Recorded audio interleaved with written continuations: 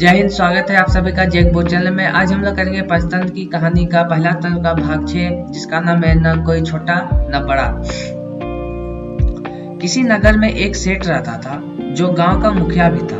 वह समाज सेवी व अच्छे स्वभाव का व्यक्ति था। उसे दुखियों एवं गरीबों से बड़ी हमदर्दी थी। यही कारण था कि वह राजा और जनता दोनों से सम्मान पाता था। कुछ समय बीतने पर उसका विवाह हुआ। विवाह के अवसर पर उसने राजा को परिवार सहित घर बुलाकर भोज करवाया। उस अवसर पर आए हुए राजगृह की सफाई करने वाले गौरंभ नामक एक नौकर को अनुचित स्थान पर बैठने के कारण धक्का देकर निकाल दिया। कई रातों तक बेचारा यही सोचता रहा कि मैं अपने अपमान का बदला सेठ और राजा से कैसे चुकाऊं। मुझे तो जितनी जल्दी हो सके उनसे बदला लेना होगा। एक रात राजा पलंग पर लेटे हुए थे। नौकर गौरंभ वहां की सफाई कर रहा था। मौका देकर वह अपने आप बोलने लगा, अरे उस दलित सेठ की यह मजाल कि वह रानी का आलिंगन करे। राजा जो उस समय पलंग पर लेटा हुआ था, गौरव के मुंह से शब्द सुनकर उठकर बैठ गया और गौरव से पूछने लगा, अरे गौरव, क्या जो कुछ तू कह रहा है यह ठीक है? राजन, वास्तव में बात यह है कि रात भर मैं ठीक से सो ना सका। अब सफाई करते करते मेरी आंख लग गई। मुझे नहीं पता कि नींद में मैं क्या कुछ कह गया।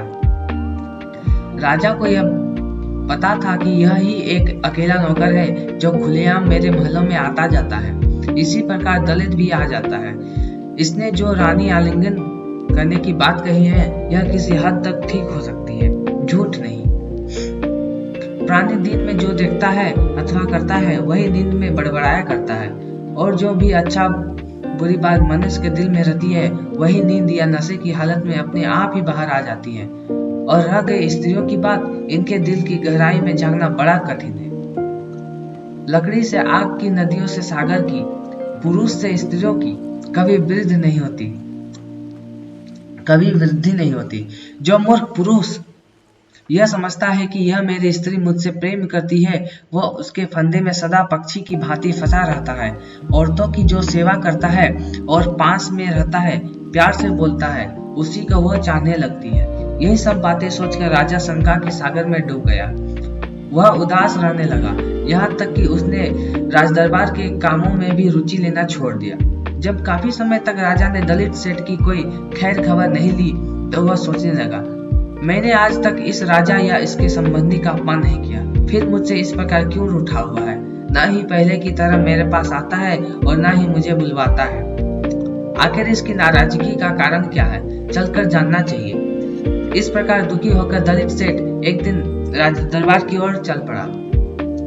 द्वारपाल के पास खड़े दलित को देखकर गौरव हंसकर द्वारपाल से कहने लगा, द्वारपाल जी, राजा जी की कृपा पात्र दलित जी आपके सामने खड़े हैं।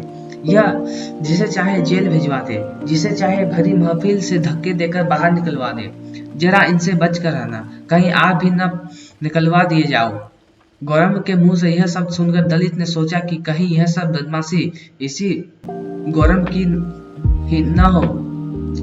किसी ने ठीक ही कहा है, चाहे कोई मूर्ख और छोटा ही क्यों न हो, वह यदि राजा की सेवा करता है तो वह छोटा होते हुए भी बड़ा माना जाएगा। चाहे कोई बुजदिल क्यों न हो, यदि वह राजा का सेवक है तो उसे किसी से भी नीचा नहीं देखना पड़ता। दलित सब बात समझ गया था। मन ही मन पश्चाताप करते हुए वो वापस घर लौट आया। फिर उसने गौरव को अपने घर बुलवाकर उसे कुछ वस्त्र और रुपए इनाम के स्वरूप में देकर कहा, हे मित्र, मैंने उस दिन जानबूझकर धक्का दिया था, क्योंकि तुम ब्राह्मणों से पहले स्थान पर बैठ गए थे, इसलिए मजबूर होकर मुझे ऐसा करना पड़ा। किंतु फिर भी मैं आपसे क्षमा चाहूंगा। आज से हम दोनों मित्र हैं, हम में कोई छोटा बड़ा नहीं है। गौरव इस बात से काफी खुश हुआ, क्योंकि विजय उसकी हुई थी। उसके जाने के पश्चात दलित सोचने लगा, तराजू की डंडी और दुष्ट की प्रवृत्ति एक जैसी होती है, जरा देर से ऊपर हो जाती है, जरा देर में नीचे चली जाती है। उधर गौरव दलित से धन, वस्त्र, प्यार पाकर खुशी से फूला न समा रहा था। अब अपनी भूल पर रोना आ रहा था। उसने निर्णय कर लिया था कि मैं अब इन दोनों मित्रों के बीच से नफरत की दीवार गिरा दूंगा। बस फिर क्या था? दूसरी सुबह जैसे ही गौरव राजा के महल में झाड़ू लगाने गया तो अपने आप ही कहने लगा, वाह रे राजा की मूर्खता, जो मल त्याग करते समय ककड़ी खाता है। राजा ने जैसे ही यह सुने तो हैरान से उठते हुए अपने नौकर की ओर देखकर बोले, अरे ओ, तू यह क्या बक रहा है? क्या मुझे कभी भी ऐसा करते देखा है?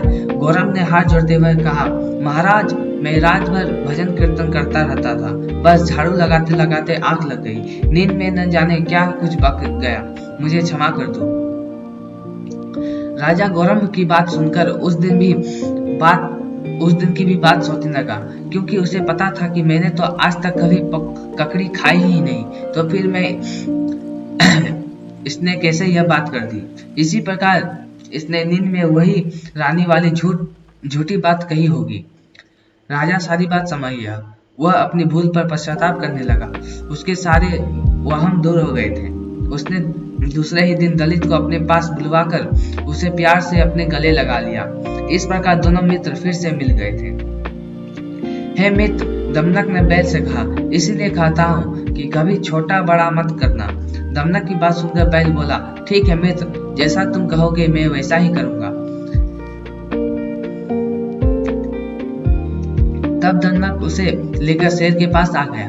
देखो महाराज, यह संजीवन है, मैं इसे आपके पास लेकर आया हूँ। इससे अधिक मेरी वफादारी का सबूत और क्या हो सकता है। संजीवन बड़े आदर से शेर को प्रणाम करके उसके निकट जाकर बैठ गया। पिंगलक ने भी उसे प्यार से उत्तर दिया, फिर पूछा, अरे भाई, तुम इस वन में कैसे आ गए? बैल बेचारा सीधा साधा था। उसने आरंभ से लेकर अब तक की सारी कहानी शेर को सुना दी कि उसके मालिक ने उसे किस प्रकार धक्का देकर इस जंगल में छोड़ दिया था। संजीवन की सारी कहानी सुनकर शेर को उसके साथ बड़ी हमदर्दी हो गई। उसने कहा, देखो मित्र, तुम आज से मेरे साथी ही नहीं भाई हो। आज से तुम अकेले नहीं बल्कि मेरे साथ ही रहोगे, क्योंकि यह जंगल मांसखोर जानवरों के लिए भी सुरक्षित नहीं। तुम तो फिर भी शाकाहारी जीव हो। बैल अपने नए मित्रों को पाकर अत्यंत खुश हुआ। सबसे अधिक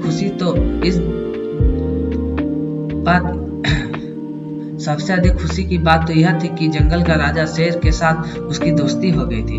अब तो चिंता मुक्त हो जंगल में रहने लगा। उसे सबसे अधिक प्यार कर्टक और दमनक से था, क्योंकि इन दोनों के कारण ही तो वह शेर तक पहुंचा था। यही कारण था कि इन चारों की मित्रता दिन प्रतिदिन बढ़ती जा रही थी और जानवरों से दूर रहकर ये चारों मित्र घंटों तक आपस में बातें करते रहते। दूसरी ओर शेर ने भी धीरे धीरे बैल से इतना प्यार बढ़ा लिया था कि उसे एक मिनट के लिए उस संजीवन से दूर रहना कठिन होने लगा। किंतु शेर और बैल की मित्रता कर्टक और दमनक के लिए भारी पड़ने लगी थी। वे दोनों नहीं चाहते थे कि उनका मित्र बैल हर समय शेर के साथ घूमता रहे। आखिर सबसे पहले तो वह उनका ही मित्र था। फिर वे दोनों राजा के बिना भी तो जंगल में शिकार को नहीं जा सकते थे। कहा गया है, यदि अच्छा और प्रभावशाली राजा भी फलहीन हो तो लोग उसे छोड़कर उसी प्रकार दूसरी जगह चले जाते हैं जिस प्रकार सूखे वृक्ष के पंछी उसे छोड़कर चले जाते हैं। तब मालिक की दया से वंचित, भूख और प्यास से व्याकुल हुए दोनों कर्टक और दमनक आपस में बैठकर सलाह करने लगे। एक दिन दमनक ने कर्टक से कहा, भाई, अब यह शेर और बैल की दोस्ती में सब कुछ भूल गया है। धीरे धीरे इसके सभी साथी इसे छोड़कर चले गए हैं। आखिर कब तक कोई भूखा मरेगा? जब राजा को प्रजा का ख्याल न हो तो प्रजा भी कहाँ तक साथ देगा? अब तो हमें ही सोचना पड़ेगा कि हम क्या करें। भाई, यदि हमारा मालिक हमारा कहना नहीं मानता तो हमें उससे कहना ही चाहिए ताकि लोग हमें दोषी न कहें। ऐसा कहा गया है कि राजा चाहे न सुनता हो तो भी उसे मंत्रियों द्वारा समझाना चाहिए, जैसा कि अपने दोस्त से बचने के लिए विदुर ने अंबिका पुत्र धृतराष्ट्र को समझाया था।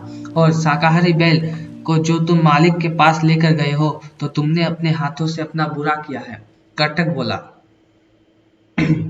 भाई, मैं यह मानता हूँ कि यह सारा दोष मेरा ही है, इसमें मालिक का कोई दोष नहीं है। दमनक ने कहा, लेकिन आप सोचने की बात तो यह है कि इस स्थिति में हम दोनों को क्या करना चाहिए। कर्टक ने कहा, कर्टक भाई, तुम चिंता मत करो, ऐसे अवसर पर भी मेरी बुद्धि काम करेगी। इसी बुद्धि से बैल को शेर तक पहुंचाया था, अब यही शेर से बैल को अलग कर देगी। लोग कहते हैं कि धनुष से निकला तीर एक ही व्यक्ति को मारता है और नहीं भी मारता, लेकिन बुद्धिमान की बुद्धि राजा सहित सारे राज्य को नष्ट कर देती है। सो मैं अपनी नई चाल से इन दोनों को एक दूसरे से अलग कर दूंगा। भाई दमनक, एक बात याद रखना, यदि तुम्हारी इस चाल को शेर और बैल दोनों में से कोई जान गया तो समझ लो हमारी जान की खैर नहीं। ऐसी बात मत कहो, मुसीबत के समय तो बड़े से बड़े लोगों की बुद्धि काम करने लगती है। अब तो हम दोनों ही अकेले पड़ गए हैं। यदि हमने हिम्मत से काम न लिया तो वैसे भी हमारा क्या जीना। याद रखो,